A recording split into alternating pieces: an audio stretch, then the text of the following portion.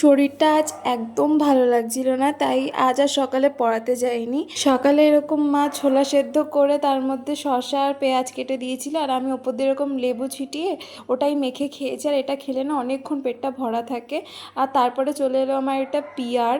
তো পেট অনেকক্ষণ ভরা ছিল, তাই আজ দুপুরের লাঞ্চটাও তো আমি একটু দেরিতেই করেছি, মাঝে একটু আমি ঘুমিয়েও পড়েছিলাম। এই লেটেন্টের শোটা দেখতে দেখতেই আমি আজ লাঞ্চটা করলাম। আর স্নান করতে করতেও তো আজ অনেকটাই লেট হয়ে গিয়েছে, তো স্নান করে এসে একটু হালকা পাতলা স্কিন কেয়ার করলাম, আর দেখলাম চোখটাও লাল হয়ে গেছে। তো আমার একটা ভিডিও এডিট করা ছিল, তো আমি একবারে ছাদে চলে গেছিলাম, সেই ভিডিওটা এডিট করে একবারে তখনই আপলোড করেছি। আর এত সুন্দর লাগছিল আজকে আকাশটা, আমার তো নামতে ইচ্ছে করছিল না। এরপর সন্ধেবেলা খিদে খেতে পাচ্ছিল, তাই আমি আজকে আবার টোয়িং অ্যাপ থেকে অর্ডার করেছি, আর সেম মিউআমরের স্টোর থেকেই অর্ডার করেছিলাম একটা বার্গার আর একটা স্প্রিং রোল।